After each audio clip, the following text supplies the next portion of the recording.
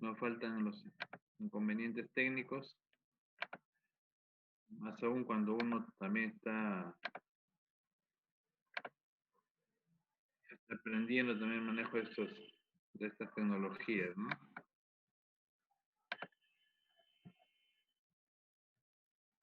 Bien, ya estamos acá.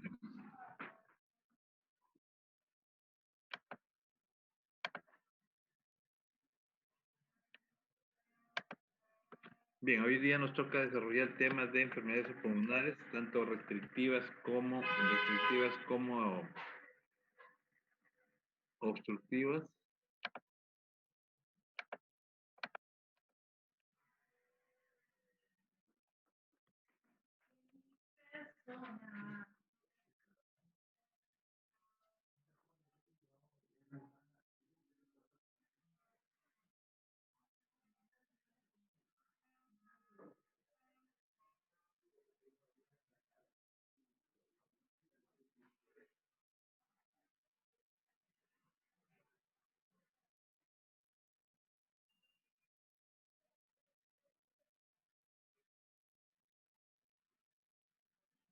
Enfermedades pulmonares obstructivas, restrictivas y además de tromboembolismo pulmonar.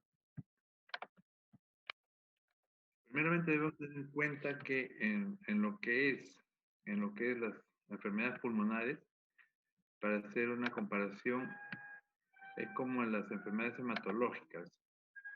El diagnóstico de las enfermedades hematológicas, aparte de la clínica que se puede observar, necesitamos pues la corroboración y complementación con lo que es el examen de sangre, ¿no es cierto? Para poder ver en forma concreta el grado de anemia que puede tener el paciente. Aquí con lo que es las enfermedades pulmonares, tenemos que corroborar la parte clínica con lo que es los resultados de la espirometría. De acuerdo a los valores de espirometría, es que nos va a permitir poder establecer sobre uno u otro grupo de enfermedades. Por eso estos son grupos de enfermedades, ¿ya? Que están tanto en una como en el otro componente. Por eso es que debemos tener primero una idea general para poder ubicarnos en cada una de las enfermedades, ¿ya? Y son, digamos, son dos grandes paquetes de la afectación. Es como en el riñón. En el riñón cuando hablamos de la insuficiencia renal propiamente dicha, ¿no es cierto? Porque las insuficiencias renales pueden ser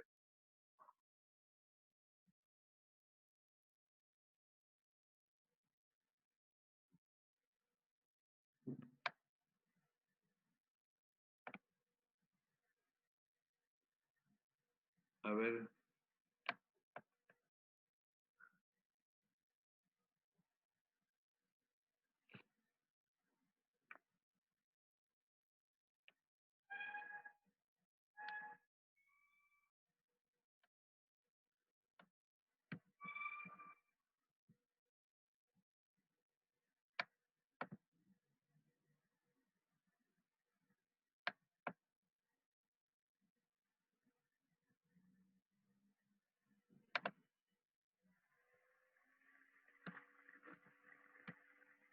¿me están escuchando ahí? ¿Escuchan?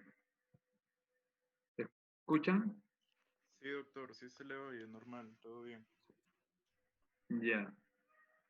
Ah, ya, porque como aquí me salían algunos mensajes con el micro. Ya, bien. Continuamos entonces. Como les decía, entonces, para lo que es establecer el tipo de enfermedad, primero tendremos que empaquetar en qué grupo está, ¿no?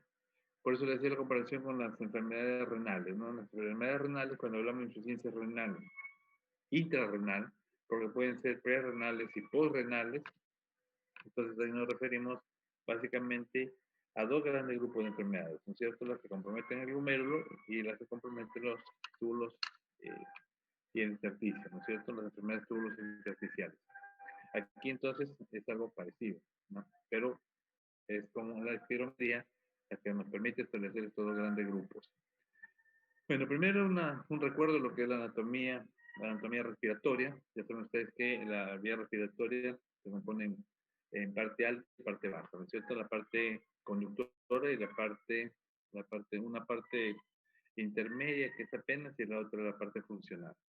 Entonces, el aro bronquial, vemos aquí que eh, ya pues para llegar a esto, se divide en la carina, donde se unifica en la tráquea, y tenemos dos porciones de los bronquios, ¿no? Los bronquios extrapulmonares y los bronquios intrapulmonares.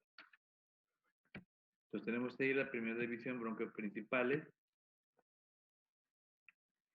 que es los extrapulmonares, ingresan así por el hilio pulmonar y luego se van separando ya de forma dicotómica, ¿no? En los bronquios secundarios, bronquios terciarios, luego vienen los bronquiolos terminales, posteriormente los bronquiolos respiratorios, finalmente vienen los sacos alveolares y los alveolos.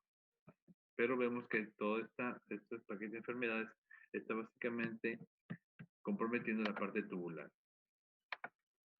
Entonces, ¿qué es un lobulillo pulmonar?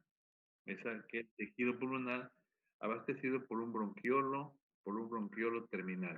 Por eso es necesario primero tener presente la anatomía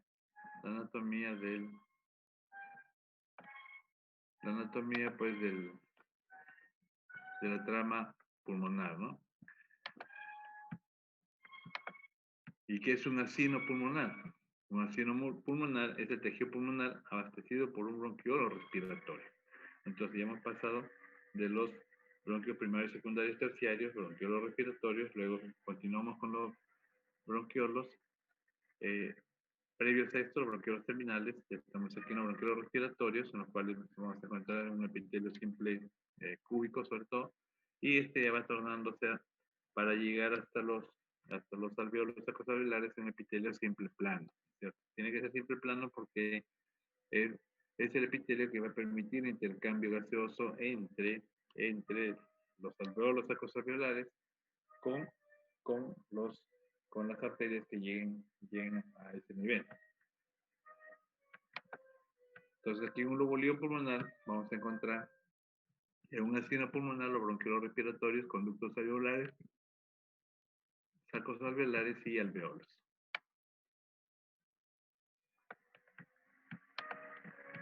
Entonces vemos acá que las neumopatías difusas se pueden clasificar en dos categorías: la enfermedad obstructiva y la enfermedad restrictiva, ¿ya? Y la enfermedad restrictiva.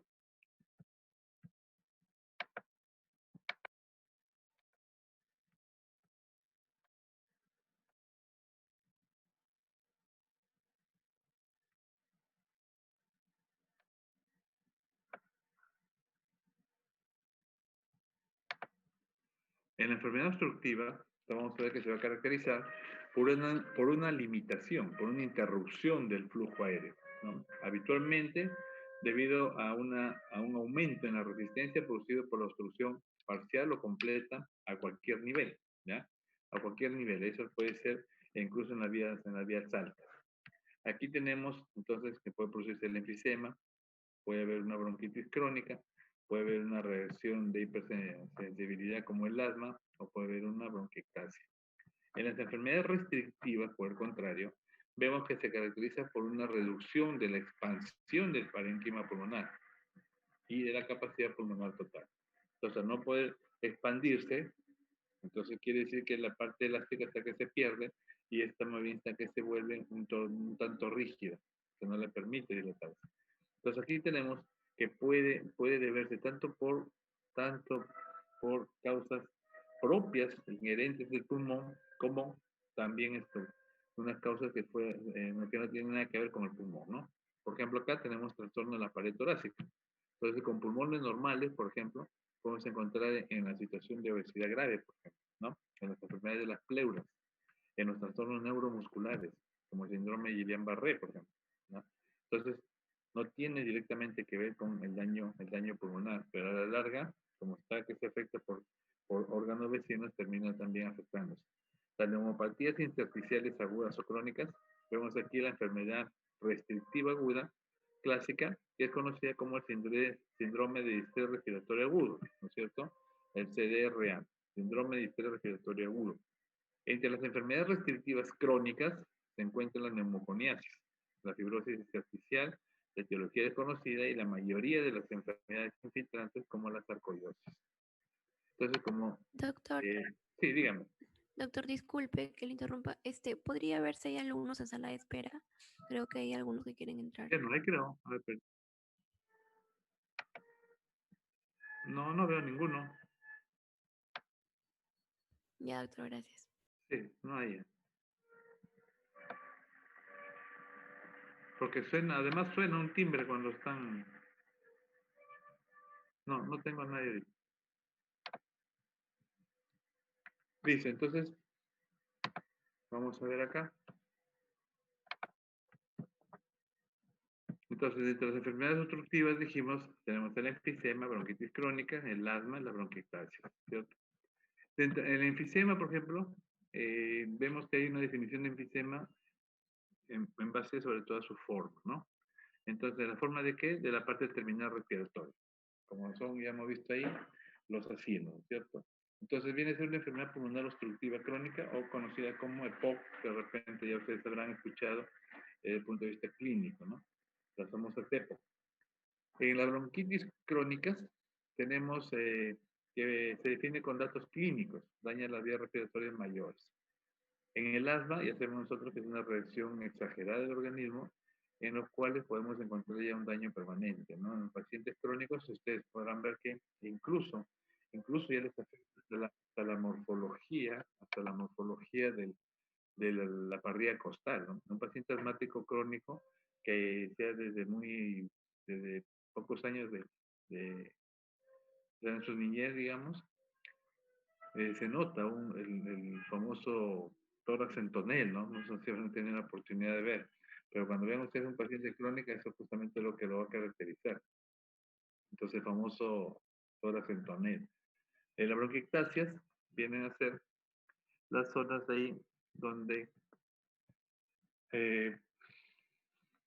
va a haber unas dilataciones. Ectasia significa dilatación, ¿no? Entonces vamos a ver ahí algunos bronquios que se encuentran dilatados. Enfisemas, ahí podemos ver en esa parte pulmonar esas bulas, ¿no? Entonces como si fueran ampollas.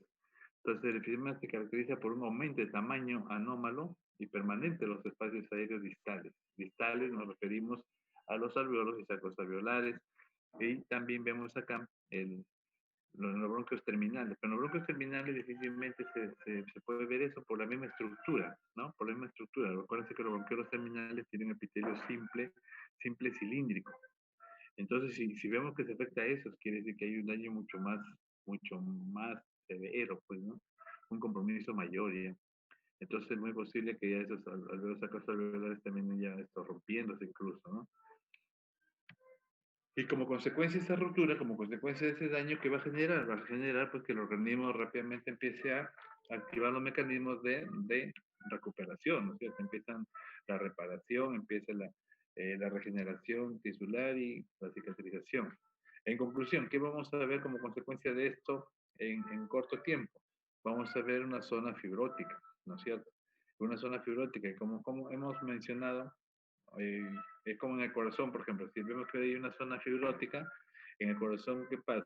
Esta zona fibrótica empieza a generar nuevos vasos sanguíneos, hay neovascularización, aparte de que las fibras miocárdicas que están alrededor tienen que hipertrofiarse, ¿no es cierto? Aquí va a ocurrir algo similar. Es una zona fibrosada, hay una zona de disminución de función, por lo tanto, el tejido que está alrededor pues, va a tener también igualmente que sobreesforzarse. Hay 4 tipos principales de enfisema, ¿no? El centrocinal, el panacinal, el acinal distal y el irregular. El centrocinal produce una obstrucción clínicamente significativa de las vías respiratorias y el enfisema centrocinal es aproximadamente 20 veces más frecuente que la enfermedad panacinal. Y aquí podemos ver en el esquema. Miren aquí el compromiso, ¿no? Uno en la parte preterminal y la otra en relación con toda la parte terminal o distal de la trama pulmonar. En el enfisema centrocinal o centro lobulillar también, como pueden ver acá, se afectan las partes centrales y proximales de los acinos, que se forman por bronquiolos respiratorios, mientras que en los alveolos distales están resetados. Acuérdense que en los bronquiolos respiratorios vamos a encontrar epitelio, en un epitelio simple cúbico, pero ya en transformación hacia un epitelio simple plano, que es el que forman los alveolos, ¿no es cierto? Entonces eso es lo que se visualiza. Las lesiones aquí son más frecuentes y graves, sobre todo en los lóbulos superiores, ¿no? ¿Por qué?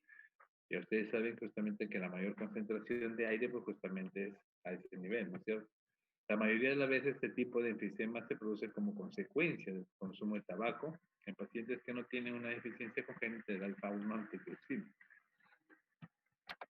Unos pacientes que están comprometidos con eso, obviamente tienen mayor compromiso.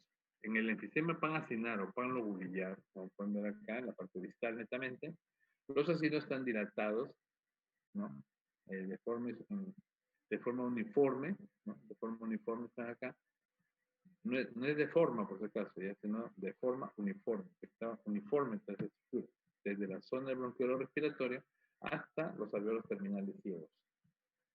Ya saben ustedes que se refiere a un sistema del fondo de saco ciego cuando tienen un final, ¿no es cierto? Y a partir de ahí empiezan a acercarse a una parte proximal.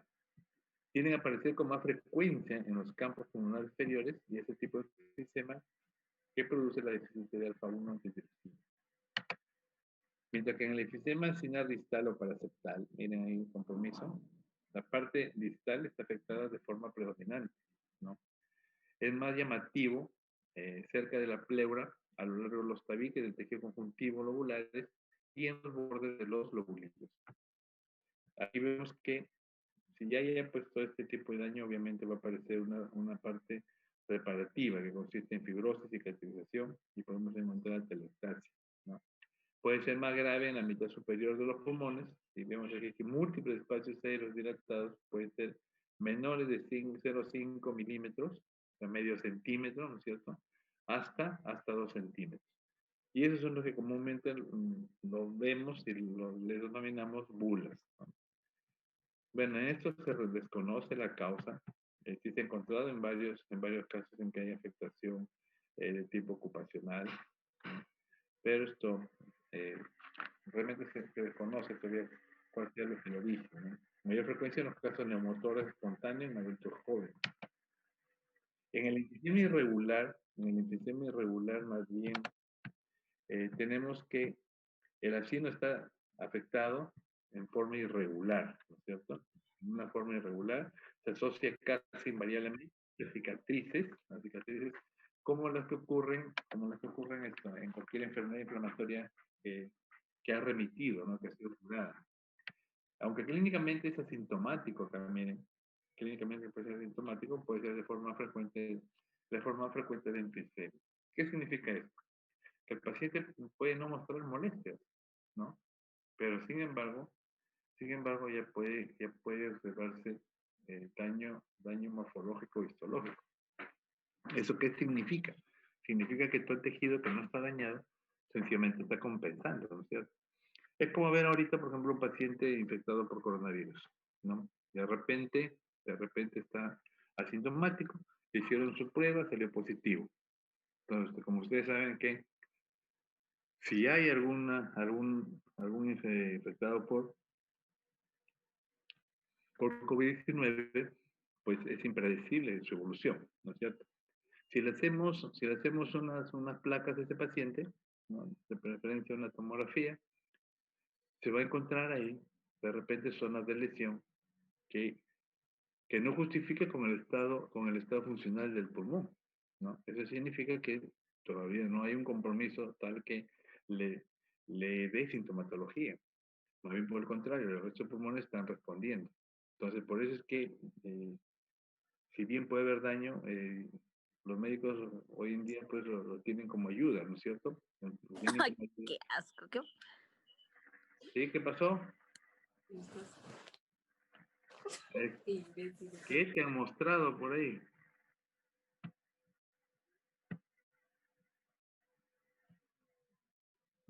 Bien, entonces ya se puede ver un compromiso tisular sin que necesariamente encontremos sintomatología, pues, ¿no? A eso se refiere acá.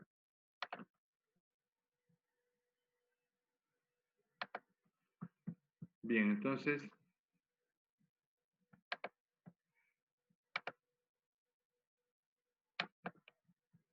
aquí podemos ver el tabaco, justamente es uno de los principales formas como se puede afectar pues, el pulmón llegando a este tipo de lesión. Ahora, ya sabemos nosotros que el tabaco ya se ha demostrado pues, que es cancerígeno, ¿no es cierto? El tabaco tiene más de 3.500 sustancias, de las cuales se ha encontrado algo de 1.300 que tendrían relación con la generación de cáncer, imagínense.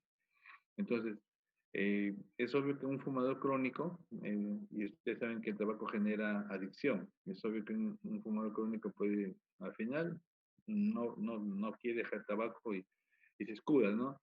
¿No? De algo se tiene uno que morir.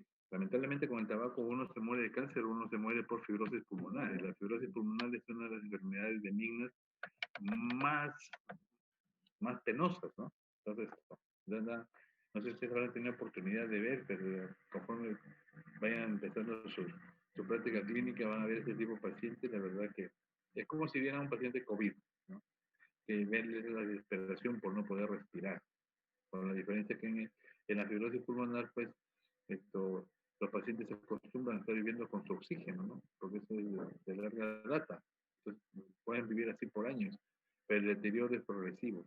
Entonces, y a veces, tanta es la presión de oxígeno que tiene que meter que a veces lo lleva a la intoxicación, ¿no? Es bastante penoso realmente este tipo de pacientes. En este estudio histológico, a esto nos referimos cuando vemos acá el efisema, ¿no? Ahí tenemos, miren ahí. Aquí lo normal deben ser los alveolos, los sacos alveolares de este tamaño. Como ven aquí, se notan espacios bastante grandes, ¿no es cierto? Esto es lo que se refleja en la imagen macroscópica que hemos visto de las bulas, ¿no? Estos son espacios aéreos. Se reduce el número de capilares y alveolos. ¿Por qué? Porque de esta forma se va a empezar a fibrosar. Dentro de las características clínicas, podemos ver la arritmia, que es el primer síntoma en este caso. Eso quiere decir que hay un grado de mayor compromiso histológico. Tos y sibilancia, la pérdida de peso frecuente. Hay una disminución de, la, de la ventilación respiratoria forzada, ¿no? Con una ventilación forzada que puede ser normal o casi normal. Estos son parámetros que aquí vamos por lo menos a mencionar en la espirometría. Pacientes con tórax en barril o disneico, ¿no? Con una expiración claramente prolongada. Y vemos que puede haber casos graves de hipertensión secundaria, hipertensión pulmonar secundaria. Entonces, la muerte por enfisema es secundaria a la insuficiencia pulmonar. Entonces, hay insuficiencia pulmonar e insuficiencia ventilatoria. Eso lleva a una acidosis respiratoria, hipoxia y coma, ¿no? Bueno, llevando también a una insuficiencia cardíaca derecha. Es lo que se conoce como cor pulmonar. Otro cuadro que encontramos aquí en este grupo de enfermedades es la bronquitis crónica, ¿no? La bronquitis crónica, frecuente entre los fumadores y en los habitantes de ciudades en las que hay gran contaminación.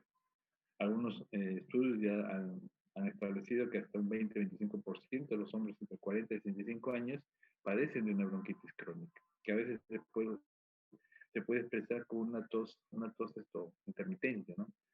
El diagnóstico de esta bronquitis de forma clínica, ¿no? Ya le dije, con ayuda de la espirometría, define como la presencia de una tos productiva persistente, cuando está en su etapa aguda, durante al menos 3 meses consecutivos en un periodo de 2 años. Entonces, una bronquitis crónica puede estar ahí latente, y cada cierto tiempo, pues esto se exacerba, ¿no? Dentro de la patogenia vemos que la característica distintiva de la bronquitis crónica es la hipersecreción de moco.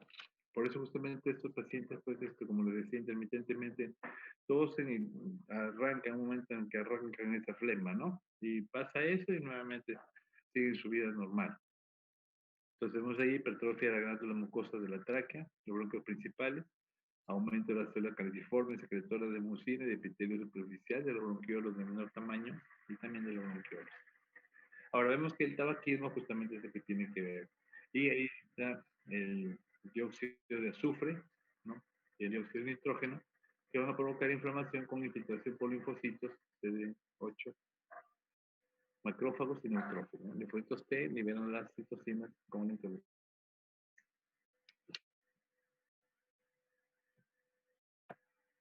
El estudio histológico, características diagnósticas de la bronquitis crónica acá, el tamaño de las glándulas secretoras de moco, acá, y también los principales, ¿no? Pueden ver en esta imagen, la inflamatoria y alrededor del epitelio. La magnitud de estos medios se puede cuantificar. Se puede cuantificar así como cuando nosotros valoramos matemáticamente el gasto cardíaco, ¿cierto? El gasto cardíaco en arterial por resistencia vascular periférica. Aquí se puede cuantificar ya, ¿no? Entonces, podemos llegar a una determinación, a un grado, un avance de edad en forma concreta, ¿no es cierto? Podemos establecer si estamos en una forma severa. ¿Por qué? Porque podemos cuantificar los datos. Nos permite establecer un mejor diagnóstico y obviamente un mejor tratamiento, ¿no es cierto?, de la enfermedad. Entonces, características clínicas, miren, puede estar tan grave que sea así la paciente con oxigenación, o puede estar pues, llamativa, producción, existe en forma de función ventilatoria en los casos de observación, ¿no es cierto? Una cosa un poco ya está paciente en su cuadro. Vemos acá que desarrolla en una época importante, construcción de flujo aéreo. El síndrome clínico se asocia a hipercapnia, hipoxemia. En los casos graves podemos mencionar, ¿no? Entonces, ahí podemos ver ya compromiso cardíaco y ya ver otros signos de la fascia botagada, ¿no? Que ven. La progresión de los bronquios, la crisis crónica, suele complicar una hipertensión insuficiencia cardíaca, por eso que llega a ese estado la paciente. En algunos pacientes podemos tener infecciones de repetición y insuficiencia respiratoria, esas constantes. Realmente, como hemos dicho, esto es bastante tedioso, ¿no? Y lamentablemente estas enfermedades pues, pueden cursar rápidamente con situaciones de hipoxemia, y pueden llevar al paciente. Otro que está dentro de estas las enfermedades obstructivas sería el asma. El trastorno inflamatorio crónico, las respiratorias, que va a provocar episodios repetidos de sibilancia, disnea, presión torácica, tos. Las características de este cuadro son una obstrucción intermitente y respiratoria. Entonces, lamentablemente esto, así lo aprendemos, ¿no? El asma, a veces si salimos como médicos y a veces pensamos que un asma no puede llevar a la muerte, ¿no? ¿Por qué? Porque en el teórico siempre se nos ha dicho esto, y al revisar el asma, pues si pensamos que todos los pacientes, por muy complicados que sean, llegan al hospital, se les administra oxígeno, o un dilatador, o de repente por ahí un broncodilatador, y ya se curó, se salvó, ¿no? Pero la realidad es otra. La realidad es que siempre hay muertos por asma, por una crisis asmática. Yo recuerdo mucho el caso de una chica, imagínate, estudiante de medicina, del 10º ciclo, ya, de asmática, la chica, vivía en Moyobamba. Se fue. Y decidieron irse de campamento a la cordillera un fin de semana. Bueno, esa noche la chica les da su estatus asmático y se había olvidado de llevar su inhalador. Se murió la chica, imagínense, ¿no? Por eso es siempre bueno. Ya se ha demostrado la relación entre la parte psicológica con la parte orgánica, ¿cierto? Entonces hay a veces que se crea tanta la dependencia del inhalador del paciente, que el paciente puede estar bien, sin embargo se acuerda que no está llevando el hidratador y puede empezar una crisis asmática. Entonces miren, para que vean cómo es el componente psicológico, ¿no? Cómo puede también coadyuvar a que aparezca la enfermedad. Entonces vemos acá qué es lo que ocurre, ¿cierto? Vamos a ver una inflamación crónica bronquial. Entonces, si nosotros tenemos un estudio de los tejidos, vamos a encontrar ahí proliferación de eosinófilos, hay una hipertrofia, hiperreactividad del músculo liso bronquial y un aumento de secreción. Justamente, el bronquio se cierra y además hay una hipersecreción de moco. Entonces, imagínense, es como si normalmente en un local, ¿no es cierto?, metieran más gente y hacer el moco, y encima es toda una situación de emergencia, pues empiezan a cerrar la puerta. ¿Cómo se sale? Entonces, eso es lo que genera la dificultad respiratoria y lo que puede ocasionar la muerte en el paciente. Entonces, veo que hay, en primer lugar, se habla de una predisposición genética, ¿no es cierto? De hipersensibilidad. Siempre cuando averiguamos en la historia del paciente, de repente encontramos que alguno de sus familiares o directos puede haber tenido alguna de asma o de cuadros alérgicos, ¿ya? Tenemos aquí la inflamación aguda y crónica de la vía respiratoria, también puede llevar a eso. Por eso tienen que tener mucho cuidado, sobre todo en los niños, que no estemos refiriéndose a repetición, ¿no? Entonces puede generar una respuesta. Vemos que la respuesta exagerada, tener presente esto, la respuesta exagerada a los bronquios frente a diversos estímulos. Y lo principal etiológico justamente son todos estos elementos, ¿no? Entonces se ha encontrado relación con eso, ya sea la predisposición genética, ya sea la exposición a unos estímulos. Acá en nuestra zona, pues principalmente la exposición al polvo, la exposición al cambio brusco de temperatura, ¿no? Y en tercer lugar, el hecho de padecer enfermedades respiratorias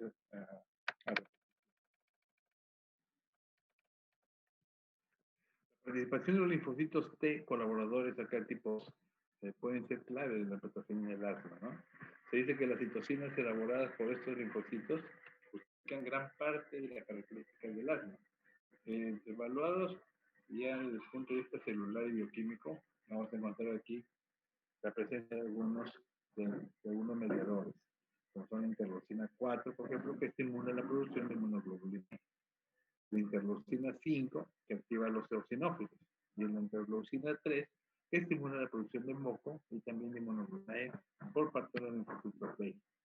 Ya saben ustedes que los linfocitos B se producen en la médula ósea, ¿no es cierto? Conjuntamente con los linfocitos T, los linfocitos B van directamente a la sangre, mientras que los T van al timo todavía, ¿no? Aquí en esta otra imagen podemos ver todos los mecanismos fisiológicos para que se produzca justamente la crisis asmática y se termina en la forma de hipertensión con el cierre, ¿no? Entonces, ahí tenemos el mecanismo. Ahora, finalmente, ¿cómo va a terminar? Miren acá, que es un bronquio normal, que está con su luz normal. Sin embargo, acá vemos que está disminuida la luz. Y además, en el interior encontramos presencia de moco, ¿cierto? Entonces, ¿qué es el remodelado que va a sufrir este paciente? Esto justamente que como es crónico, va a terminar incluso deformándole su parvilla costal, ¿sí? Entonces, ¿qué es lo que ocurrió ahí? ¿Cuál fue el remodelo de la histología pulmonar? Vemos que hay una hipertrofia del músculo liso bronquial, como se puede ver acá, ¿no? Cuidado con esto, miren, se nota claramente en el esquema. Y además de las glándulas mucosas, ¿no? Ahí tenemos las glándulas mucosas dispersas, distribuidas homogéneamente, mientras aquí están en mucho mayor cantidad y mucho más tamaño. Hay aumento de vascularización también, ¿no? ¿Sí? Debido a que justamente se incrementa la función, ¿no? Van a estar mayor vascularización, por lo tanto va a haber mayor aporte sanguíneo. Hay aumento de depósitos de colágeno subepitelial que aparecen varios años antes que se manifiestan, ¿no? Y ahora en las bronquiectasias. ¿Qué son las bronquiectasias? Como le dije, son dilataciones, ¿no es cierto? Dilataciones permanentes de los bronquios y bronquiolos, producidas por destrucción del músculo liso y del tejido de soporte elástico, debido justamente a infecciones asociadas de tipo necrotizante, preferentemente. En realidad no es una enfermedad primaria, sino secundaria a una infección o a una obstrucción persistente producida por diversas enfermedades, como por ejemplo una obstrucción bronquial, como por ejemplo enfermedades congénitas solitarias, como fibrosis quística, por ejemplo, o estado de inmunodeficiencia, en el caso del síndrome de Castañeda, en caso de neumonías necrosantes o supurativas por gérmenes como el Staphylococcus aureus o la Klebsiella, ¿no? Y aquí podemos ver en esa imagen, ¿no? La dilatación justamente. Hay dos procesos cruciales acá que están entrelazados, que son la obstrucción e infección crónica persistente. Eso es lo que ocurre acá. Eso es lo que lleva a que los bronquios, pues, esto, los grandes conductos se terminen dilatándose, ¿no? Entonces, vamos a ver que esos conductos pueden construirse, esto propicia la formación y la generación de infecciones crónicas persistentes, en la presencia de esos gérmenes, más que se obstruya y al obstruirse va a haber acumulación, secreción de infección y esto se vuelve un círculo vicioso.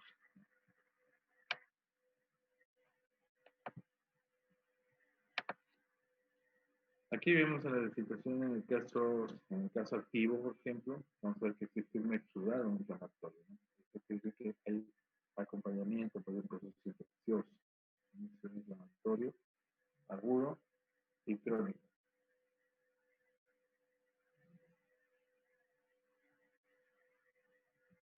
Este puede ser intenso. Ahora, dentro de las paredes, los bronquios y bronquiolos y la descamación del epitelio de revestimiento producen zonas de extensión. Entonces, en los casos crónicos, ya sabemos dónde va a haber ya la respuesta del tejido, ¿no es cierto? ¿Cómo va a suceder? A través de la reparación de esa zona. ¿Qué se ve en concreto? La reparación viene a ser la forma fisiológica. ¿Qué es lo que vemos ahí? ¿En qué forma se observa? La fibrosis, ¿ya? La fibrosis. Justamente las paredes bronquiales y bronquiolares y además de fibrosis peribronquial. Y esta fibrosis se observa en los tejidos, ¿no es cierto? Y esto va a estar en relación con la fibrosis que se encuentra en el intersticio pulmonar. Cuando nosotros hablamos de fibrosis pulmonar, hablamos de dos grandes sectores, digamos, ¿no? El que se da en la periferia en relación con los alveolos terminales, los sacos alveolares, más alveolos terminales, y limitado con las pleuras, ¿no? Entonces, ese es un tipo de fibrosis que se denomina fibrosis subpleural, y el otro es el que ocurre en medio hombro, digamos, ¿no? Entonces, eso es lo que se denomina fibrosis intersticial. Entonces, hay una flora mixta que incluye estafilococos, estreptococos, neumococos, entéricos, bacterias anaeróbicas, microaeróbicas, influenza, pseudomonas. A esto hoy en día tenemos que añadir la visita del coronavirus, ¿no es cierto? En unos casos la necrosis destruye las paredes bronquiales o bronquiolares, lo que da lugar justamente a la formación de una cavidad del absceso, imagínense, un absceso en el pulmón, o sea que hay material purulento, entonces es de tener mucho cuidado. El que sobrevive es porque el organismo ha logrado delimitarlo, que ha logrado prácticamente, ¿cierto? Entonces, ahí justamente no es que logre controlar totalmente, sino encima se vuelve en un foco de riesgo porque puede de ahí desarrollar los carcinomas. Entonces, esto está pasando, hasta ahí estamos con las enfermedades obstructivas, ¿ya? Con las enfermedades obstructivas, lo que hemos visto hasta acá, ¿no? Ahora pasamos a las enfermedades restrictivas, que dijimos, no necesariamente tienen que ver con el componente de la trama respiratoria. Porque tenemos aquí trastorno de pared y también tenemos neumopatías intersticiales que pueden ser agudas, pero vayamos a la fibrosis que habíamos mencionado algo. Hay una fibrosis pulmonar idiopática en relación con los alveolos, como decía, ¿no? La parte más distal, la parte en relación con las pleuras, ¿no? Entonces tenemos acá que los alveolos pues encontramos en todos lados, no solo del pulmón, por eso ahí finalmente se produce la respiración. Entonces, vemos acá que es un trastorno pulmonar de etiología desconocida, ¿no? Ya sabemos que las injurias pueden ser múltiples, ¿no es cierto? Las lesiones pueden ser causadas por diferentes etiologías. Y ya sabemos nosotros que la respuesta es igual, ¿no? Es como que uno va a actuar en forma defendiéndose. Ahora, ¿por qué responde uno con esa actitud de defensa? Sencillamente porque reconoce un ataque. Ahora, ¿pero el ataque de qué? Los ataques pueden ser de diferentes formas, ¿no es cierto? De repente puede ser la mirada de una chica, de repente puede ser que pasó un compañero y le dio un insulto, de repente el otro lo miró mal, de repente el otro le hizo un gesto, entonces, pero él igual, la respuesta es única, ¿no es cierto? La de él ponerse de defensiva. Acá igual, estamos viendo que el organismo se fibrosa, ¿no es cierto? Pero ¿cuál es la causa exacta? Se desconoce, pueden ser varias, ¿no? Está reconocido varias. Entonces, por eso no se precisa una sola causa. Entonces, el patrón radiológico histológico aquí en la fibrosis es lo que se denomina neumonía intersticial usual. ¿Ya? Ahí acuérdense de esas siglas NIU. NIU, que después lo van a ver de repente por algunos textos. Neumonía intersticial usual. Este se caracteriza por fibrosis intersticial, justamente lo que les decía, en medio de la trama pulmonar, ¿no? Pero aquí se observa en una forma bilateral, en forma de parches, ¿no? En los casos evolucionados provoca una hipoxemia grave con cianosis. La mayoría de los pacientes, miren, no son tan viejos, ¿no? A partir de los 40 años ya se puede observar, imagínense, de 40 hasta los 70 años, como su momento de iniciar ese tipo de fibrosis. Más aún, pues, si hay hábitos nocivos, ¿no es cierto? De repente una persona que fume, o de repente una persona que estén, pues, qué sé yo, cocinando con leña, ¿no? Entonces, todo eso también puede repercutir en este tipo de fibrosis. Entonces tenemos acá la fibrosis pulmonar idiopática comienza de manera gradual, con una disnea de esfuerzo, que desciende poco a poco y tos seca, ¿no? Es lo característico, la tos seca. Ya sabemos que hay dos tipos de tos, la tos seca y la tos productiva, ¿no es cierto? Con la productiva, evaluar pues si de repente ya hay coloración, eso nos indica que hay un proceso infeccioso, o de repente puede haber rastros de sangre, que no significa que ya hay daño a nivel del parénquima pulmonar. Entonces, ¿cómo vamos a describirla macroscópicamente? Podemos ver nosotros las superficies pleurales del pulmón, se puede ver retraídas en forma de empedregado, ¿no? En las cicatrices, a lo largo de los tabiques interlobulillares, la superficie muestra fibrosis, áreas blancas, firmes, que pueden ser elásticas, con predominio en los lóbulos inferiores y una distribución distintiva en regiones subpleurales y a lo largo de los cercos interlobulares, ¿no? Es lo que le decía entonces, en la parte distal y en la parte central, ¿ya? Entonces, acuérdense de la neumonía intersticial, ¿no es cierto? La neumonía intersticial usual que decíamos, ¿no? Vamos a encontrar acá fibrosis intersticial de forma de parches, que va a variar justamente de intensidad de acuerdo al paso del tiempo. Lamentablemente esto es gradual en el tiempo. Y las lesiones más tempranas contienen proliferación fibroblástica exuberante y aparecen como focos fibroblásticos. Con el paso del tiempo estas áreas se convierten más colagenosas y menos celulares. Es típico la coexistencia de lesiones precoces como tardías. Al microscopio vemos fibrosis de densa causa, ¿no? Hay colapso de las paredes celulares, formación de espacios quísticos, tapizados por neumocitos tipo 2, los cuales pueden ser hiperplásticos, ¿no? Pueden ser hiperplásticos, y vamos a ver incremento del número de esteros o epitelio bronquial o fibrosis empanada. Hay formación leve moderada de áreas de fibrosis con linfocitos, con pocas células plasmáticas, neutrófilos, eosinófilos, mastocitos. Pueden existir focos de metaplasia escamosa y hiperplasia del músculo liso. Y tenemos la fibrosis pulmonar subpleural, marcada fibrosis, distorsión de la arquitectura con o sin panal de abejas, ¿no? Al microscopio, en una distribución predominantemente subpleural y paracetal. Ese panal de abejas se ve en los estudios por imágenes, ¿no? Por si acaso. Hay fibrosis con componentes pulmonar en parches, es heterogéneo, y es temporal y espacial. Y se ven las fibroblastos epiteliales. Ahora vamos a la neumonía intersticial usual, que hemos puesto ahí. Tenemos esto como mecanismo de producción, ¿cierto? La activación o la lesión del epitelio, hemos dicho por diferentes noxas. Vemos ahí que puede haber algunas condiciones para que se esa activación, luego se van a activar algunos mediadores, de los cuales vemos que siguen diferentes mecanismos. Si hay una inhibición de este TGF beta 1, vamos a ver aquí que las caviolas van a ver en los la caviola va a estar con fibroblastos. Acá va a generar una inhibición entre los fibroblastos y neofiblastos por depósito de colágenos y también va a generar justamente la generación de fibroblastos, ¿no? Entonces hay dos formas como podemos encontrar aquí la relación con la formación de fibroblastos.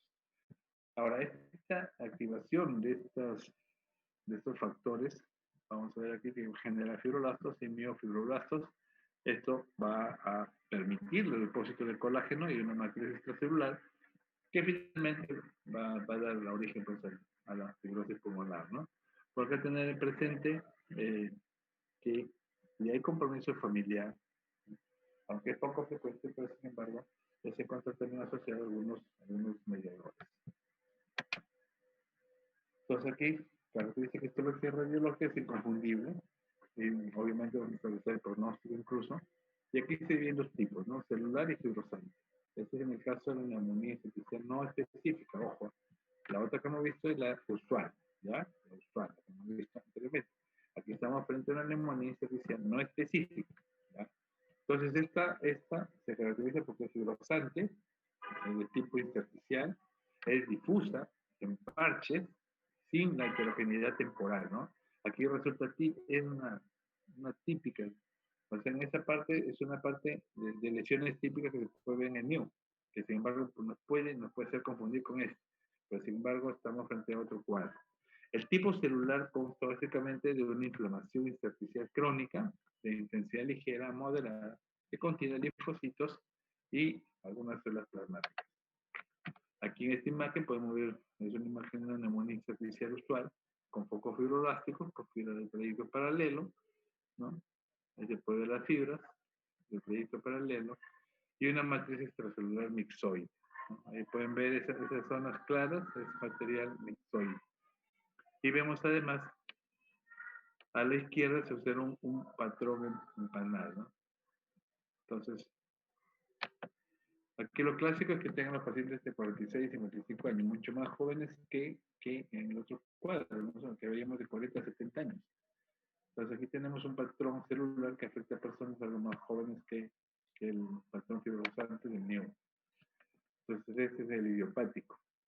Hay una neumonía organizativa criptógena o bronquitis obliterante con neumonía en organización, que es denominada bono. Por si acaso no es bono COVID, ¿ya? Y aquí son las siglas de la bronquiolitis obliterante, ¿no? Con neumonía en organización. Entonces, actualmente se prefiere el primer término, neumonía organizativa criptógena, al segundo. Se prefiere el primer término porque pone de relieve la etiología desconocida de esta entidad, ¿no? Entonces, en el estudio histológico de la neumonía organizativa se caracteriza por la presencia de tapones polipoideos de tejido conjuntivo. Este es laxo en la organización dentro de los conductos alveolares, alveolos y con frecuencia en los bronquiolos. Y ahora vamos a ver también otro tipo de cuadros que producen las neumonías restrictivas, como son las enfermedades ocupacionales, ¿no? Entre las enfermedades ocupacionales tenemos la neumoconiosis. Entonces, son las que trabajan pues, en las fábricas, en las mineras, en las fábricas estas de granado, ¿no? Entonces tenemos la neumoconiosis, este término se acuñó en sus orígenes para describir la reacción no neoplástica de los pulmones frente a la inhalación de polvo mineral, presente justamente en el trabajo. La neumoconiosis por polvo mineral casi siempre es producida por la exposición en el lugar de trabajo, ¿ya? En la actualidad también incluye la alteración causada por partículas orgánicas o inorgánicas, aparte de los humos y olores y vapores químicos. Entonces tiene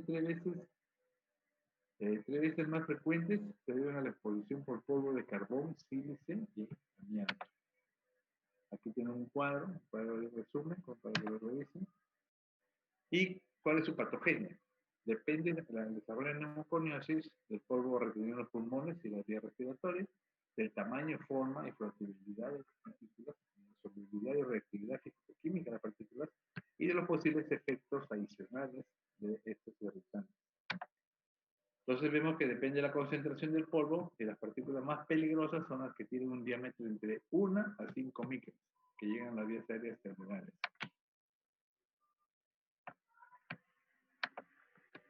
Puede haber pequeñas partículas más probables que aparezcan en líquidos pulmonares y alcancen niveles tóxicos con rapidez, ¿no? O sea, se manifiesten con un daño agudo. Partículas mayores resisten a la disolución y por lo tanto pueden persistir dentro del parénquima pulmonar durante años. Este tipo de partículas provoca una neumoconiosis, colágena fibrosante. Ahí vemos por silicosis, por cuarzo, que es una especie de sílice, pueden producir ese tipo de enfermedades pulmonares. La presencia del sílice estimula los macrófagos y esto produce una serie de productos que median una respuesta inflamatoria e inactiva la proliferación de los fibroblastos, además del depósito de colágeno. Y así es como se puede observar un nódulo fibrótico. Algunas partículas son captadas por las células epiteliales o cruzar el tapizado epitelial o interaccionar directamente con los fibroblastos y los macrófagos intersticiales. Algunas partículas llegan a los linfáticos mediante drenaje directo o dentro de los macrófagos respiratorios. Es importante iniciar una respuesta inflamatoria. Ya sabemos nosotros que los vasos linfáticos son los encargados de recoger estas partículas y llevarlos a los ganglios linfáticos que se encuentran en el hilo pulmonar. Ahí justamente está el esquema de cómo es que se desarrolla esto.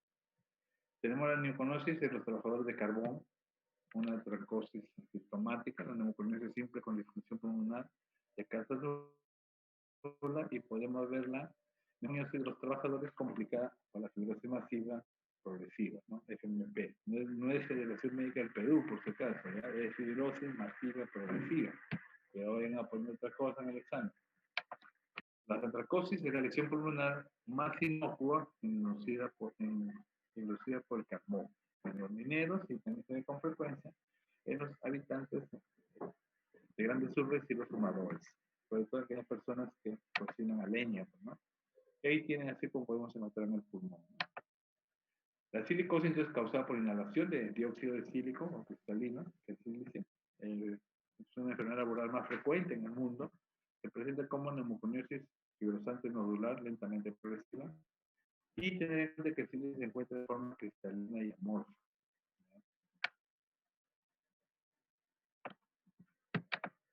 Como se puede ver, ¿no?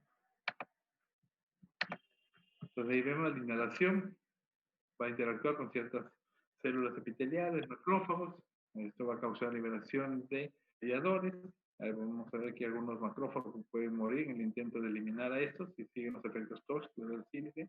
Y aquí más bien vemos que la presencia de los mediadores va a generar pues, la presencia de la interleucina 1, del factor microestructural, fenolectina, mediadores lipídicos, radicales libres, de oxígeno.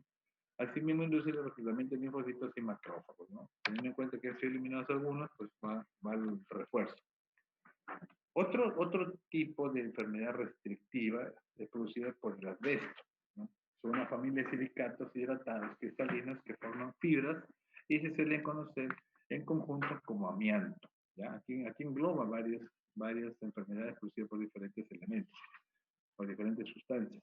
La expulsión laboral del amianto se hace con placas fibrosas localizadas o rara vez por fibrosis pleural difusa, derrames pleurales, fibrosis intersticial parenquimatosa, por asbestosis, cáncer de pulmón, mesoteliomas y cáncer de laringe.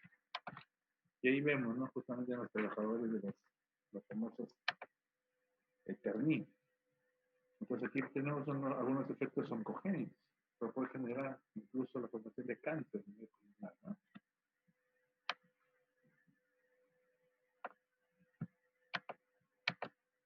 La asbestosis empieza en los nódulos inferiores, ¿no? En las regiones subpleurales. Entonces la fibrosis, se dan cuenta que clínicamente, como ustedes con establecer nomás las regiones pulmonares ya tienen su primera impresión diagnóstica, porque hay enfermedades que se dan en la parte superior, ¿no es cierto? En la parte de los lóbulos, en la parte del ápice. Y hay otras como esta que se dan en la parte de la base, ¿ya? Tener presente eso siempre dentro de su diagnóstico diferencial. Entonces la fibrosis empieza alrededor de los bronquiolos respiratorios, conductos alveolares, y se extiende hacia los sacos alveolares. ¿Ya?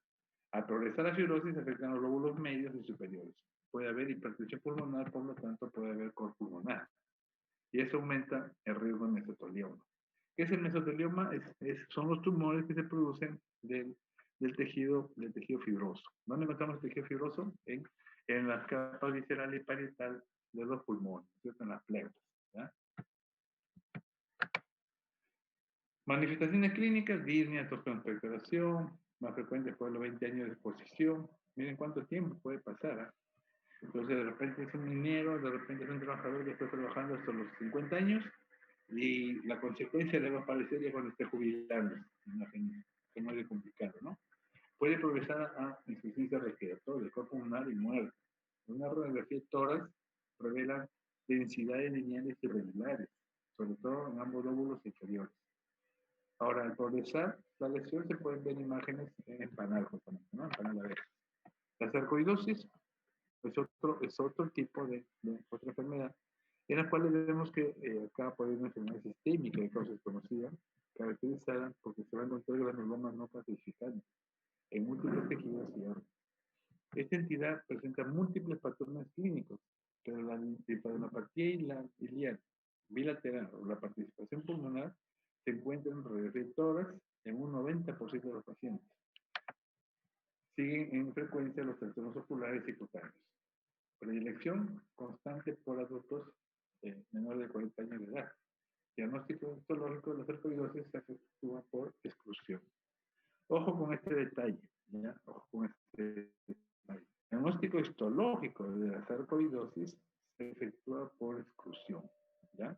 ¿Qué significa esto?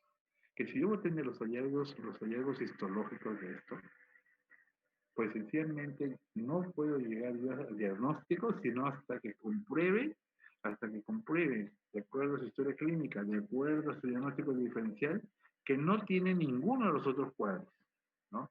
Entonces, como no tiene ninguno de los otros cuadros, ya, me quedo con sarcoidosis, ¿no?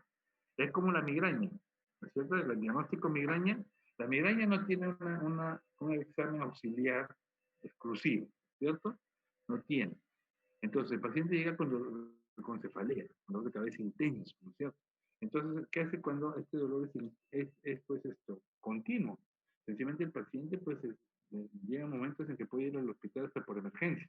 Lo ve el médico internista, no maneja, pasa al neurólogo. ¿El neurólogo qué hace? Le hace una serie de buscar explicación a esa cefalea. Una vez que excluyó todo, le hace tomografía, resonancia, arteriografía, qué sé yo, ¿no? Todos los exámenes por ahí. Y una vez que encontró que no tiene ninguna otra causa, recién se le da el diagnóstico de migraña, ¿cierto? Aquí ocurre algo similar, ¿ya? Tengan en cuenta ahí eso. Aquí trastornos de la regulación inmunitaria en personas predispuestas genéticamente que están expuestas a agentes ambientales, ¿no? El proceso está regulado por los linfocitos T, cooperadores CD4, ojos CD4, nosotros tenemos CD8, ahí tienen cuidado también. Después de un trastorno pulmonar, la sarcoidosis recidiva en los nuevos pulmones en el 75% de los pacientes. ¿Cuál sería la explicación acá? Lo que hemos dicho, ¿no es cierto? Que es una enfermedad sistémica. Entonces, como nada en el organismo es estático, pues lo más probable es que haya desplazamiento de esos depósitos minerales. Entonces vemos acá posibles antígenos como desencadenantes de esta enfermedad, por ejemplo, virus, ecobacterias, borrelia, polen, pero en la actualidad no se dispone de ningún dato inequívoco que indique que la sarcoidosis esté producida por un agente infeccioso. Entonces quiere decir que su causa, o sea, su origen directamente de las sustancias que se ha hecho mención, ¿no? Y aquí tenemos algo de los valores de la espirometría, como le decía, ¿no? Entonces, el esfuerzo respiratorio vital, ahí tenemos su capacidad de ventilación forzada.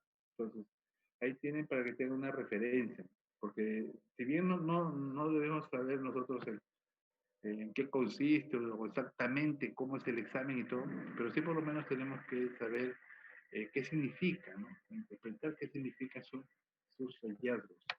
Entonces aquí, por ejemplo, el hecho de encontrar esos valores en las diferentes espirometrías, teniendo en cuenta sus capacidades ventilatorias, vamos a ver que lo vamos a ubicar dentro del patrón restrictivo o el patrón obstructivo. ¿Qué significan los dos grandes bloques de enfermedad pulmonar que hemos estado haciendo mención? ¿Ya? Por si acaso, cuando ustedes revisen en estas enfermedades, van a encontrar estas siglas. ¿Por qué? Porque hay una disfunción ventilatoria, ¿ya? Es para que justamente tengan una base y cuando lo vean los libros, más bien, en vez de pasarlo, más bien, traten de profundizar su conocimiento porque ahí está el sustento de las enfermedades que van a ver. Entonces, una espirometría para el neumólogo es como un examen de sangre completo que se le hace para el hematólogo, ¿ya? Entonces, tener presente eso. Aquí igualito los patrones que se pueden ver. Estos son los hallazgos, ya que se hace mediante un espirómetro. Ahora la espirometría pues, es un aparatito el cual se hace soplar al paciente y ahora viene pues, con un sistema computarizado, ¿no? Tiene un software y la computadora pues está dibujando los momentos de la respiración, ¿no? Ahí se valora al momento que inició, cómo está el momento que sostuvo la respiración y cómo está el momento de eliminar la respiración. Incluso se hace la valoración de 3 momentos, el momento de botar todo el aire, ¿ya? Entonces, eso ya cuando lleve neumología, ahí pónganle un poquito más de atención porque eso es lo que va a explicar justamente estos grupos de enfermedades. Bien, entonces todo eso es lo que hemos mencionado en la enfermedad restrictiva, yendo ya a la expresión matemática, podemos encontrar esto. ¿Ya? La relación de la espirometría puede estar normal. Y como les dije, es porque todavía hay buena compensación. La causa de la restricción, aquí está, mala relación de una espirometría acá. Ojo, primero esto, porque si uno no realiza bien esta prueba, nos puede dar un falso positivo, como se dice, ¿no? Entonces creo que con esta pandemia ya nos ha saturado de escuchar pues de que hay falsos negativos, puede haber falsos positivos, ¿no es cierto? Y creo que con eso ya nos permite tener una mejor valoración o ver con otros ojos cuando hagamos un examen. Porque lo que nos interesa es tener un examen que realmente exprese el estado o la condición del paciente, ¿no es cierto? En este caso, bueno, sí, va a depender del que haga el examen, ¿no? Entonces aquí se puede hacer algo. Entonces tener cuidado y de hacer una adecuada prueba, ¿no? Otra causa es que tengan sus enfermedades pulmonares intersticiales, pues ya se viene parte del combo del paciente, resecciones pulmonares, en caso de alguna pulmonía, de alguna patología neoplásica de repente, ¿no? O de repente algún accidente, alguna mutilación de un segmento pulmonar. Y patologías no pulmonares, ¿no? Como yo mencionaba, alteraciones de la caja torácica, obesidad, alteraciones neuromusculares, patologías pleurales, diafragmáticas y insuficiencia cardíaca en forma distal. Y aquí es como se observa, ¿no? Las enfermedades intersticiales, que se afecta al intersticio. Esa es la forma como se desarrolla, ¿no es cierto?, el intercambio gaseoso entre el alveolo y entre la arteria. Entonces pasa el CO2, ¿no es cierto? Pasa el CO2 de la arteria, ya saben ustedes que la arteria pulmonar que llega acá transporta sangre venosa. Por lo tanto, va a dejar el CO2 y va a recoger oxígeno, ¿no es cierto? Entonces, vemos por acá las más frecuentes, las pulmonares hepáticas, sarcoidosis, colitis alérgicas y enfermedad del colágeno. Ahí tenemos la clasificación de las enfermedades intersticiales. En las enfermedades del colágeno, lupus eritematoso, por ejemplo, la que está ahí con mayor frecuencia que hemos visto, enfermedad inflamatoria músculo estriado, que vemos en nuestra zona, artritis reumatoidea y la esclerodermia. Esa es la enfermedad del colágeno más frecuente. Sus manifestaciones pulmonares dentro de la enfermedad de colágeno. Esas enfermedades también son de larga data y la verdad que son bastante penosas, ¿no? Bastante penosas porque, como la esclerodermia, por ejemplo, ¿no? Que termina finalmente prácticamente secando hasta el paciente, ¿no? Finalmente muere por una fibrosis de todo el organismo, termina afectando también el pulmón, por lo tanto, llegan a tener una respiración insuficiente, mueren por insuficiencia ventilatoria. Puede haber pleuritis con o sin derrame, neumonitis lúpica, puede haber aquí en el caso de lupus, ¿no? Ya saben ustedes también que el lupus eritematoso sistémico es una enfermedad sistémica, de ahí su nombre justamente. Fibrosis intersticial, puede haber hipertensión pulmonar y hemorragia pulmonar, ¿no? Causa la obstrucción de vías respiratorias altas, ahí tiene. Bueno, vamos a mencionar. Y ahora, para terminar, las enfermedades vasculares pulmonares, el embolismo pulmonar y la hipertensión pulmonar. Nos vamos a ocupar del embolismo pulmonar. Y esta imagen siempre la pongo cuando hablo de tromboembolismo porque uno no sabe qué se está cocinando en el paciente, ¿no? ¿Cuántas veces hemos visto casos de tromboembolismo pulmonar y que ninguno de los pacientes ha llegado a la consulta porque tenga algo en relación con este cuadro? Generalmente vemos pacientes que están en otros servicios por otras cosas, ¿no?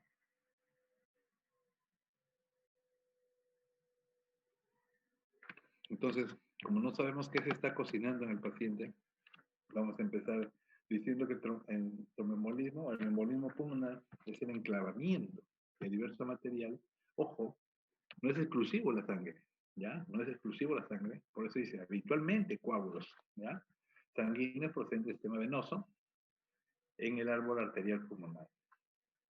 lo más frecuente es que sean sanguíneos y que vengan del árbol venoso, claro. ¿Y cuál es lo más frecuente? Que sean por trombosis venosas profundas, es decir, trombosis que se generan en los miembros inferiores. Eso es lo más frecuente, ¿ya?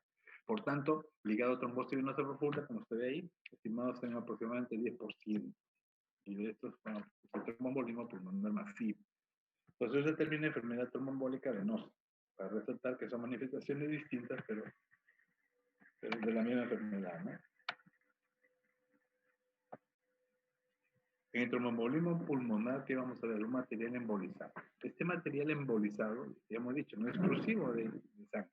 Puede ser de aire, puede ser de grasa, puede ser de grasa ósea, puede ser de líquido amniótico, puede ser acúmulo de bacterias, de parásitos, puede ser de sustancias, material neoplástico, sustancias exógenas como talco, algodón, contrastes radiológicos. La incidencia de todos ellos, menos mal que es baja. Lo más frecuente son los sanguíneos. Excepcionalmente puede ocurrir trombosis arteriales en sí, la relación con invasiones por tumores o necrosis secundarias a infecciones o vasculitis. La trombosis, el tromboembolismo pulmonar es una patología frecuente que se ve con alta mortalidad. Justamente en estos casos de mortalidad es bastante frecuente, ¿no?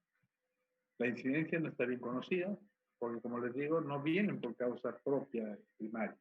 Vienen ocurre con los pacientes que están atendidos en otros servicios. En otros servicios, por cualquier otro cuadro, otra enfermedad, de repente una cirugía, lo que se ponga. En series de autopsia, gran incidencia de trombos en el árbol vascular pulmonar en pacientes sin sospecha incluso. No sé, creo que les comenté que recién el año pasado hubo una investigación que salió publicada en Lancet, en el que hablaba su autor de los signos de tromboembolismo pulmonar. Y era un primer alcance después de años, porque nunca se prestó atención.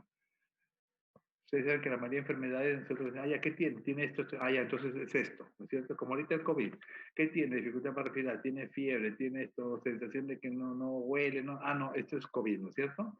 Entonces ya tenemos una clínica. En caso de tromboembolismo pulmonar, pese a que en el protocolo de necrosis lo hemos encontrado por años, sin embargo, no había la forma como poder diagnosticarlo. Entonces el año pasado sí hubo una publicación acerca de eso. La verdad que yo he tratado de encontrar esa publicación y hasta ahora no la he conseguido, ¿no? Entonces, siempre que me pongo a buscar, no, si bien cierto no tengo mucho tiempo, pero comparado para otros textos que he buscado, por lo menos he conseguido. Pero sin embargo, esta investigación no la encuentro. Pero yo sí la escuché en las noticias. La escuché, hicieron mención incluso a la publicación. Y mi error fue no anotar en el momento, ¿no?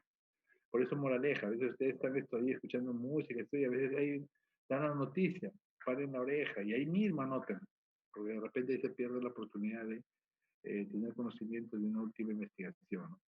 Como me ha pasado esta vez. Bien, entonces seguimos.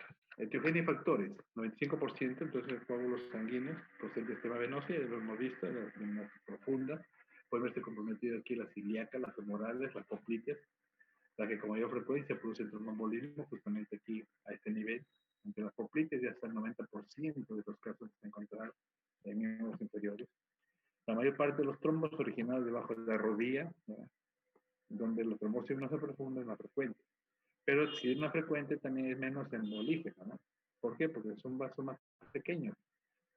En esos casos se estima que el trombo se ha desprendido sin dejar secuelas en las venas o bien que procede de territorios no explorados, venas pélvicas, renales, cavas, cavidades cardíacas, derechas. Entonces puede ser que se desprendan los trombitos, ¿no? Y están dando como trombos en el organismo y ustedes saben que el sistema es dinámico, ¿no? Por un lado está que se produce coágulos y por otro lado está que se deshace coágulos, ¿no? Entonces, eso permite que algunos casos se puedan controlar.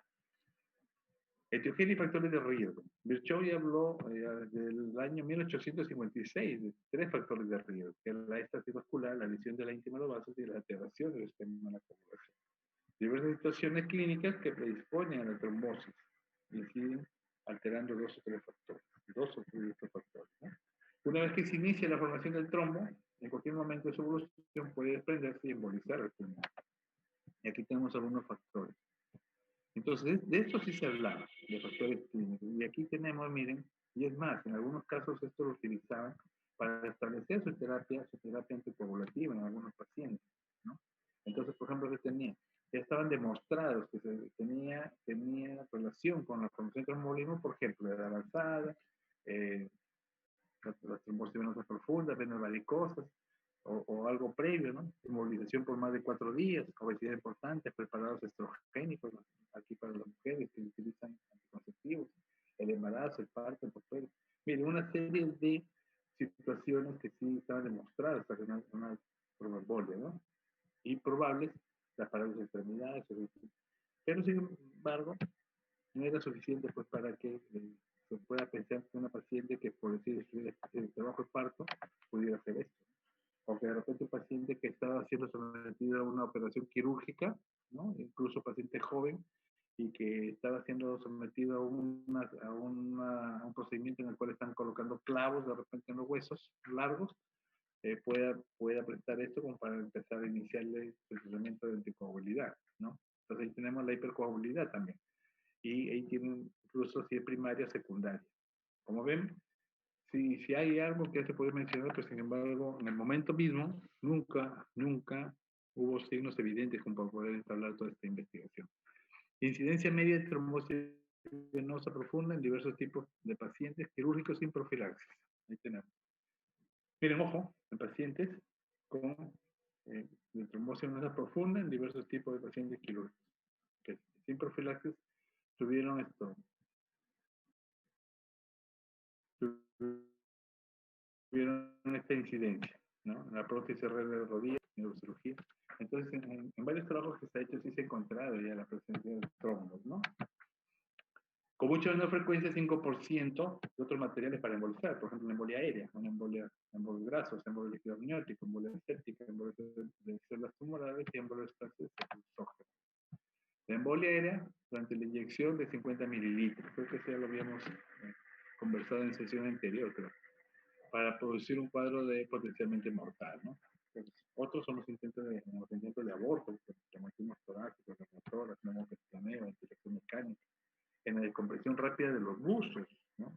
O sea, a veces uno piensa que el buzo ya, pues se pone el buzo y se puede sumergir a cualquier profundidad del mar, no es así, no es así. Pasado cierta distancia ya el buzo se puede morir, ¿no? Émbolos grasos, el material está constituido por grasa y a veces fragmentos de médula ósea, ¿no? Entonces, sobre todo, frecuente en la fractura de huesos largos. Entonces, aquí hay un antecedente, ¿no? De la fractura de un hueso. Embolia líquido amniótico, también es una condición. El hecho de que haya un bebé, ¿no es cierto? Hay una mezcla de lanugo, de escamas epiteliales y detritos celulares. En la embolia séptica también hay un cuadro asociado, un proceso infeccioso. Entonces, si yo tengo una infección septicemia, yo ya debo suponer que puede hacer un tromboembolismo, ¿cierto? Eso los tumorales igual, hay condiciones previas acá, ¿no? El hecho vascular pulmonar es la primera red capilar para la sangre procedente. Entonces, acuérdense que también la metástasis, ¿no? La metástasis tiene predilección justamente por el pulmón, ¿no? El pulmón y el hígado. Debe pasar por la circulación. Las sustancias exógenas, producidas por talco, fibras de algodón, ¿no? Algunas sustancias, algunos adictos pueden presentar este tipo de cuadros. En la fisiopatología va a depender del daño, depende del tamaño, número y naturaleza de los ángulos. El fenómeno de reactividad cardiovascular y la situación cardiorrespiratoria. Y aquí tienen un cuadro resumen prácticamente, ¿no? Que nos puede llevar a 3 cuadros: el cuerpo pulmonar, a una hipoxemia grave con muerte y taquimia hipocárdica. El diagnóstico, como les decía, la sospecha del tromboembolismo pulmonar está basada en datos clínicos. Hay una serie de exploraciones elementales como radiografía, tórax, electrocardiograma, la analítica, que sirve para presentar la sospecha inicial, descartando otras, pero esto no hay clínica, ¿no? No hay una clínica evidente. Como ven aquí, es el intento mediante exámenes, pero no hay signos, no hay signos evidentes. Para su confirmación se realizan pruebas más específicas, pero claro, no se puede estar haciendo una serie de exámenes buscando algo que no se ve, ¿no es cierto? Si no es clínica, ¿cómo? Entonces vemos aquí una incidencia aproximada de síntomas y signos de tromboembolismo pulmonar. Esto ya cuando ya se digamos, ya se formó, ¿no es cierto? Cuando ya se formó, ya se puede ver esto. Pero cuando ya se formó, son los casos que llegan pues a protocolo de necropsia, ya es irreversible. La cosa es precisarlo antes de que llegue a ese estado. Entonces hay una disnea, hay dolor torácico, hay aprensión, tos, hemoptisis, síncope, taquimia, taquicardia, fiebre o febrículas, tromboflebitis, sudoración, arritmia. Y el diagnóstico diferencial, ¿no? Dolor torácico, la disnea. Todo lo que involucra en esto depende de la forma clínica de la presentación del tromboembolismo pulmonar. Pueden haber pequeños tromboembolismos repetidos sintomáticos. Puede haber condensación pulmonar y derrame incluso. Y los casos de tromboembolismo pulmonar masivo, que se presentan como shock cardiogénico, con el infarto agudo miocardio, la disección aórtica aguda y el taponamiento pericárdico y otras causas, con otras patologías que pueden producir disfunción severa aguda del ventrículo derecho como el distrés respiratorio. En el caso severo se puede complicar pues, con el corazón. Y aquí están algunas de las indicaciones profilácticas de tromboembolia venosa, ¿no? Caso de bajo riesgo, riesgo moderado y alto riesgo, y eso para que lo tengan en cuenta su práctica clínica y de repente la actualicen y la mejoren. Y como he dicho siempre, con los últimos estudios, pues siempre se ve una luz al final del túnel, ¿no? Una luz al final del túnel y en espera pues, de que estos pacientes tengan la oportunidad de ser diagnosticados prontamente para que no los tengamos que hacer pues el diagnóstico por morbo.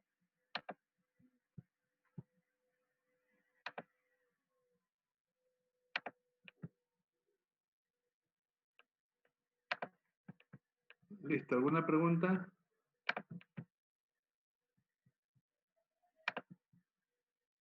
¿Alguna pregunta?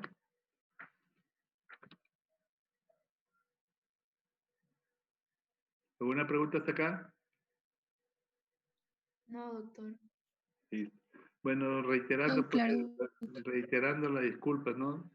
Bueno, el tema sí es claro, el problema para el examen, por eso vayan leyendo con tiempo, ¿no? Aunque esta parte es bastante dinámica, pero como ven hay bastantes datitos, ¿no?